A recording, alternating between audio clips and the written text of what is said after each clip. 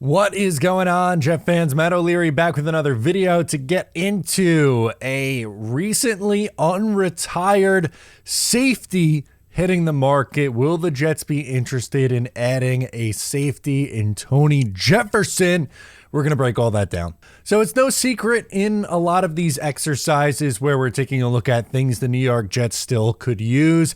Safety is a position that often comes up because there's a lot of unknowns at that position. For one, they are relying on Chuck Clark, who missed all of the 2023 season with an ACL injury, and they're looking at Tony Adams to play free safety, a position he played last year, and he was okay at.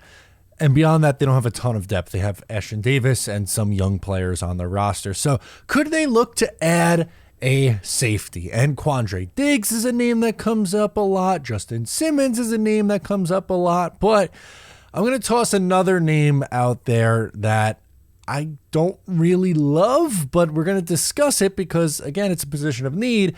And this guy just came out of retirement. So naturally, I think there's going to be a link, and I want to talk through that possibility with you. So Tony Jefferson is coming out of retirement, best known for his time with the Baltimore Ravens. He signed a big deal with Baltimore in 2017 after starting his career with the Arizona Cardinals. Good player, was a very good safety for a few years, but unfortunately tore his ACL. In 2019, he only played in 5 games, did not play a single game in 2020.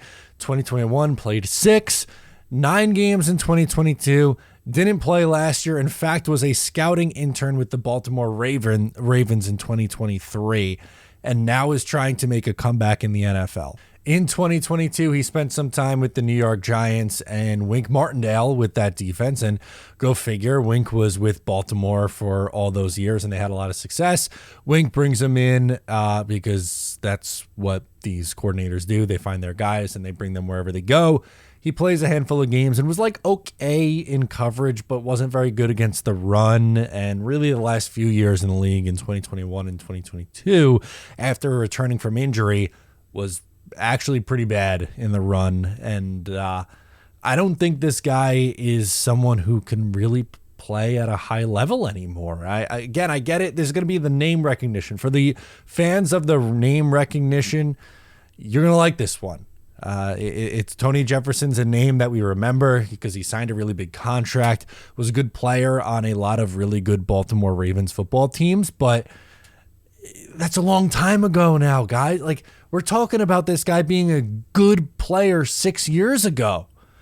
These are the same conversations that we had about Dalvin Cook and Odell Beckham Jr. and, other names of guys, David Bakhtiari, other names of guys who, yes, you have that name recognition with that guy, but does it make sense now in 2024? No, I really don't think so.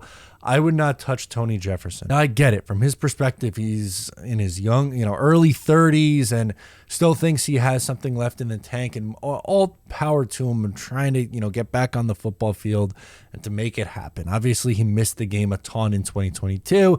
If he was still working with the Baltimore Ravens as a scout, but now in 2023, or really, I guess 2024 and 2023, he was working as a scout, that he's trying to get back out there and give it another go. And there were reports that he stayed in shape overall this time, and that's all well and good. He could be in good shape, but if you miss a year of not playing at defensive back and then you're trying to come back in, I don't know. I really would not touch this one.